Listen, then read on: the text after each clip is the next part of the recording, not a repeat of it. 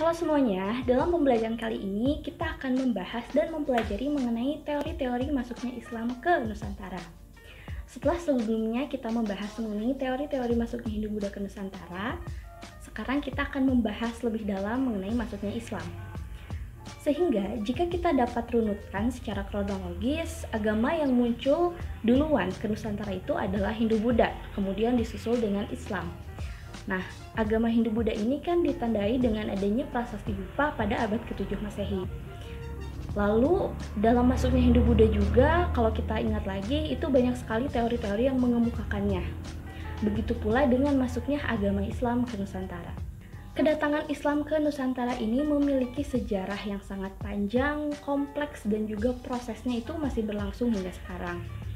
Tentunya berbagai macam pendapat mengenai tempat asalnya dan waktu datangnya itu terus dikemukakan oleh para ahli. Namun secara umum terdapat 4 teori yang dikemukakan oleh berbagai ahli yang menyatakan masuknya Islam ke Nusantara. Untuk teori yang pertama yaitu adalah teori Gujarat. Teori Gujarat ini banyak sekali dipercaya oleh para sarjana-sarjana barat. Teori Gujarat ini berasal dari suatu tempat katanya yang disebut Gujarat yang kemudian menyebarkan agama Islam ke Nusantara. Lalu, di manakah letak Gujarat? Gujarat itu terletak di bagian barat negara India dan juga dekat dengan Laut Arab. Dan Gujarat ini merupakan tempat yang strategis bagi pelayaran bangsa-bangsa barat dan timur. Letaknya yang strategis ini juga tentunya menjadi salah satu tempat jalur perdagangan antara bangsa-bangsa barat dan bangsa-bangsa timur. Teori Gujarat yang dicetuskan oleh Drawas dan kemudian didukung oleh Snoqualmie dan juga Pishnapul ini ternyata menyebutkan bahwa yang datang ke Nusantara untuk menyebarkan agama Islam adalah bukan orang Arab langsung, melainkan para pedagang Gujarat yang kemudian berlayar ke Nusantara. Teori ini menyebutkan bahwa Islam datang ke Nusantara itu pada abad ke-13 Masehi atau 7 Hijriah. Disebutkan bahwa kaum Gujarat ini datang ke Nusantara melalui Selat Malaka dan kemudian nantinya melahirkan sebuah kesultanan atau kerajaan yang ada di wilayah sana, wilayah dekat-dekat Selat Malaka, yaitu Kerajaan Samudra Pasai.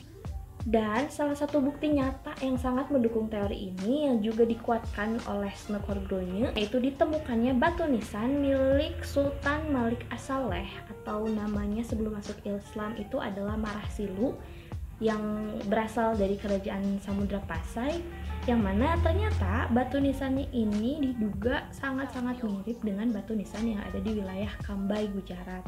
Diduga batu nisan ini dibuat oleh orang Gujarat langsung atau oleh orang Indonesia yang sempat belajar ke sana gitu, ke Gujarat. Nah, Malik As-Saleh ini meninggal pada 17 Zulhijjah 831 Hijriah atau 1297 Masehi di Pasai, Aceh. Selain penemuan dari batu nisan Sultan Malik As-Saleh, ada pula penemuan di wilayah Gresik yaitu mengenai makam Maulana Malik Ibrahim yang wafat pada tahun 1419. Ini memiliki bentuk yang sama juga nih. Jadi intinya, teori Gujarat ini adalah teori yang dipercaya bahwa masuknya Islam ke Nusantara itu pada abad ke-13 Masehi yang mana berasal dari Gujarat atau wilayah India bagian barat, yang mana orang-orang Gujarat ini, pedagang-pedagang Gujarat ini berlayarlah ke Nusantara melalui Selat Malaka dan menyebarkan agama Islam. Buktinya yaitu dengan ditemukannya makam Sultan Malik As-Saleh dan juga Maulana Malik Ibrahim di Pasai dan di Gresik yang mirip dengan batu nisan yang ada di wilayah Kambai, Gujarat. Walaupun masih diduga apakah batu nisan ini memang diambil dari Gujarat atau dibuat oleh orang Indonesia yang memang sempat belajar ke sana. Lalu yang kedua merupakan teori Persia. Teori Persia ini didukung oleh Hussein Jayadiningrat yang mana ia menyebutkan bahwa Islam yang masuk sekarang itu berasal dari Persia atau wilayah Iran sekarang disebutnya. Teori ini juga diduga masuknya Islam ke Nusantara itu pada abad ke-13 Masehi. Yang mana mengapa sih dari Persia? Karena ternyata ada beberapa tradisi yang dimiliki oleh masyarakat Nusantara yang mirip dengan tradisi yang ada di Persia. Tradisinya itu antara lain adalah perayaan 10 Muharram atau hari Asyura sebagai hari suci kaum Syiah atas kematian Husain bin Ali, yang juga sama nih tradisinya seperti tradisi Tabot yang ada di wilayah Nusantara, yaitu di Pariaman, Sumatera Barat dan juga di Bengkulu. Jadi ada kesamaan budaya. Selain adanya tradisi tersebut, juga adanya kaligrafi yang terpahat pada batu-batu nisan makam-makam bercorak Islam. Namun teori yang datang dari Persia ini diduga adalah Islam aliran Syiah, sedangkan di Indonesia sekarang itu mayoritas muslimnya menganut mazhab sunnah wal jamaah, bukan Syiah gitu. Jadi teori ini masih ada kekurangannya juga, walaupun ternyata ada nih salah satu tradisi di Nusantara, yaitu tradisi Tabot yang mirip dengan tradisi yang ada di Persia gitu. Itu mengenai teori Persia. Setelah kita membahas mengenai Gujarat dari India, kemudian Persia yang menjadi wilayah Iran sekarang, kita akan membahas mengenai teori yang ketiga, yaitu teori Arab. Teori Arab ini pastinya merupakan teori yang mengemukakan bahwa masuknya Islam ke Indonesia itu melalui Arab langsung gitu. Teori Arab ini didukung oleh Buya Hamka atau Haji Abdul Malik Karim Amrullah, yang mana ia mengatakan bahwa masuknya Islam ke Nusantara ini yaitu pada abad ke-7 Masehi. Jadi lebih dulu daripada teori Gujarat dan Persia tadi yang menyebutkan masuknya pada abad ke-13. Nah, jadi mengenai masuknya Islam melalui wilayah Arab didukung juga oleh Anthony Jones, yang mana dia mengatakan bahwa memang Islam itu dibawa oleh para musafir atau para pengembara yang datang langsung dari Arab untuk memang memiliki misi mengembangkan Islam gitu hingga ke wilayah Nusantara. Dan teori ini juga kemudian menyanggah teori Gujarat yang menyebutkan bahwa sebelum kedatangan para pedagang dari Gujarat ini sudah ada perkampungan Arab di wilayah Sumatera, dan perkampungan Arab ini mayoritas memeluk agama Islam. Itu yang kemudian disebut dalam teori Arab yang dikemukakan oleh Buya Hamka. Teori Arab ini juga seringkali dikenal dengan teori Mekah. Dan mengapa bisa terjadi pemukiman Arab di wilayah Sumatera? Karena banyak sekali tadi musafir-musafir Arab yang kemudian nantinya melakukan perkawinan dengan masyarakat setempat, yang kemudian akhirnya memiliki anak cucu di wilayah tersebut hingga disebut sebagai perkampungan Arab. Dan katanya perkampungan Arab ini memang sebelumnya merupakan wilayah kekuasaan Kerajaan Sriwijaya, sehingga catatan yang bisa didapat ini juga dari salah satu berita Cina yang mengatakan bahwa Arab itu telah bermukim di wilayah pantai barat Sumatera pada sekitar abad ke-625 Masehi gitu. Jadi mengapa disebut masuknya Islam ke Nusantara itu pada tahun 7 Masehi? Perkampungannya ini menurut berita Tiongkok itu pada tahun 625 Masehi. Setelah tiga teori yang tadi dijabarkan, ada teori Gujarat, kemudian teori Persia, dan teori Arab atau teori Mekah. Kita lanjut untuk membahas teori yang keempat, yaitu teori Cina. Seperti yang kita ketahui, orang-orang Cina atau orang-orang Tiongkok ini adalah orang-orang yang sangat teliti dan juga sering menuliskan berbagai macam perjalanan yang dilaluinya, yang kita sebut sebagai berita Cina atau kronik Tiongkok atau kronik Cina ya. Dikatakan oleh teori ini bahwa masuknya agama Islam ke Nusantara itu melalui wilayah Cina. Nah, mengapa demikian? Perlu diketahui bahwa ajaran Islam di Cina itu sudah mulai muncul ketika masa dinasti Tang pada abad ke-618 hingga 905 Masehi. Jadi sudah lebih dulu dibandingkan di wilayah Nusantara. Mengenai ajaran yang ada di Cina ini dibawa oleh seorang panglima muslim pada kekhalifahan Madinah di masa Khalifah Utsman bin Affan, yaitu sosok yang sangat kuat bernama Sa'ad bin Abi Waqqas.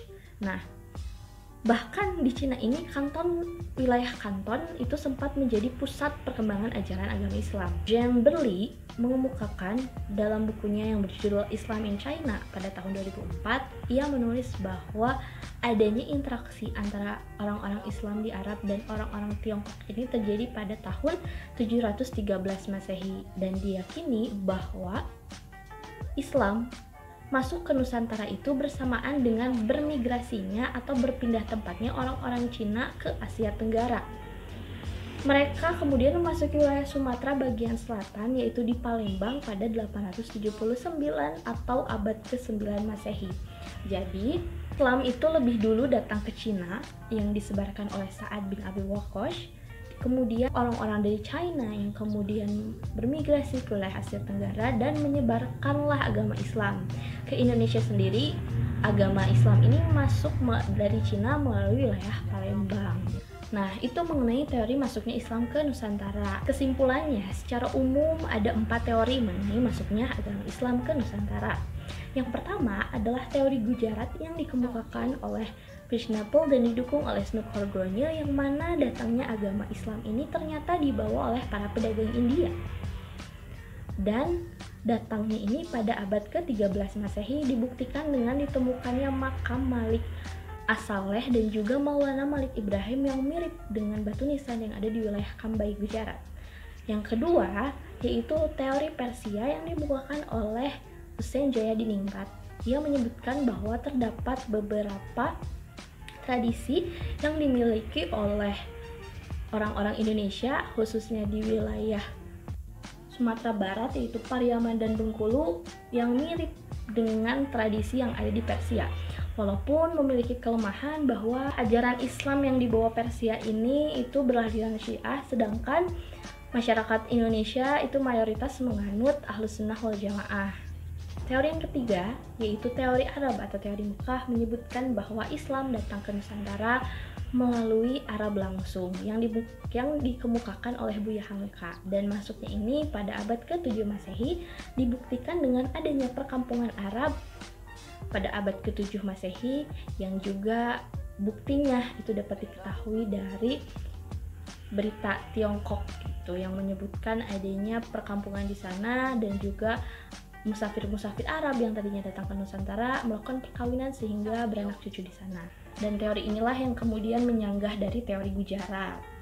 Dan teori keempat atau teori yang terakhir itu menyebutkan bahwa ternyata agama Islam yang ada di Nusantara ini berasal dari Cina atau dari Tiongkok. Pada masa itu di Cina itu sudah muncul dan mulai berkembang agama Islam terlebih dahulu yang dibawa oleh Sa'ad bin Abi Waqqas.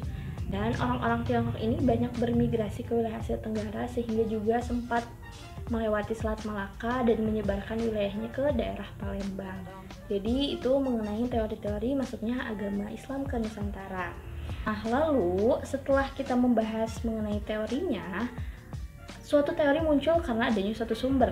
Nah, sumber-sumber atau berita masuknya agama dan kebudayaan Islam ke Nusantara itu dapat dibagi menjadi beberapa bagian. Yang pertama yaitu sumbernya dari berita Arab. Berita Arab ini seperti yang kita tahu banyak juga pedagang Arab yang beraktivitas di Indonesia, dan kemudian para pedagang Arab ini pernah menyebut kerajaan Sriwijaya sebagai Zabak, Zabai, atau Sribusa. Jadi pedagang Arab ini mempunyai beberapa sebutan untuk kerajaan Sriwijaya, yang artinya pernah ada nih pedagang Arab yang menyinggahi Nusantara ketika masih berjaya kerajaan Sriwijaya. Yang kedua yaitu berita dari Eropa, dan berita Eropa ini datangnya dari seorang penjelajah samudra yaitu Marco Polo. Marco Polo ini orang Eropa pertama yang menginjakan kakinya di wilayah Nusantara. Nah, kemudian dalam perjalanannya ini ia sampai di wilayah Sumatera dan ia sempat menemukan kerajaan yang bercorak Islam yang disebut sebagai kerajaan Samudra yang terletak di wilayah Pasai. Jadi disebutnya kerajaan Samudra Pasai. Dan ada berita dari India, tentunya ini berasal dari orang-orang atau para pedagang Gujarat yang berdagang di wilayah pesisir pantai Nusantara. Kemudian berita Tiongkok yang juga tidak pernah tertinggal dari berbagai macam peristiwa sejarah Indonesia, peristiwa-peristiwa pada masa kerajaan-kerajaan ini pasti selalu ada berita Tiongkok atau berita Cina yang disebut juga sebagai kronik ya, kronik Cina atau kronik Tiongkok, yang mana menyebutkan bahwa dalam catatan Ma Huan yang kemudian ia ikut dalam perjalanan Cheng Ho, seorang laksamana dari Tiongkok yang sangat terkenal, ia mengatakan bahwa pada abad ke-1400 itu udah ada saudagar-saudagar Arab yang memang bertempat tinggal di wilayah pesisir pantai. Yang tadi kan berita-berita dari luar negeri ya, yang pertama dari Arab, kemudian Eropa, Gujarat, hingga berita dari Tiongkok. Nah, selain sumber-sumber dari luar negeri, yang disebutkan oleh orang-orang luar negeri, kita juga memiliki sumber yang terdapat di dalam negeri. Di antaranya itu yang pertama, itu yang bertuliskan nama Fatimah binti Maimun, dan juga tadi disebutkan sebelumnya ada makam Malik As-Saleh dan juga Maulana Malik Ibrahim. Lalu saluran penyebaran Islamnya ini melalui cara apa saja sih sehingga bisa masuk ke Nusantara? Itu yang pertama tadi melalui perdagangan tentunya. Yang kedua melalui politik, seperti yang kita ketahui bahwa setelah masuknya Islam ini kan muncul kajian-kajian Islam yang ada di Nusantara gitu. Yang pertama diduganya itu adalah kerajaan Samudra Pasai, atau biasa juga kalau misalkan kerajaan Islam itu disebut sebagai kesultanan, sehingga nama rajanya itu sultan gitu, bukan kerajaan seperti Hindu Buddha kan nama rajanya raja misalkan Kudungga atau Raja Asowarman, tapi kalau misalkan di Islam itu disebutnya sultan. Makanya tadi salah satunya ada Sultan Malik As-Saleh. Kemudian faktor yang sangat mempermudah juga masuknya Islam ke Nusantara itu karena dalam agama Islam itu tidak mengenal kasta, berbeda dengan agama sebelumnya yang ada di Nusantara. Jadi tentunya sangat terbuka dan sangat diterima oleh masyarakat setempat. Nah, selain itu melalui penyebaran Islam ini ada sosok yang sangat terkenal yang pasti sering dinotis gitu ya oleh banyak orang, yaitu Wali Songo. Nah, Wali Songo ini merupakan penyebar agama Islam khususnya di tanah Jawa. Secara bahasa, Wali Songo itu kalau diartikan wali itu kan artinya wakil ya. Songo artinya 9. Jadi Wali Songo ini disebut sebagai 9 wakil yang kemudian menyebarkan agama Islam dengan berbagai macam cara, melalui kesenian, melalui wayang, melalui berdakwah secara terang-terangan dan lain sebagainya. Jadi Wali Songo inilah yang juga ikut berperan dalam penyebaran agama Islam di Nusantara. Itu saja mengenai pembahasan mengenai masuknya Islam ke Nusantara.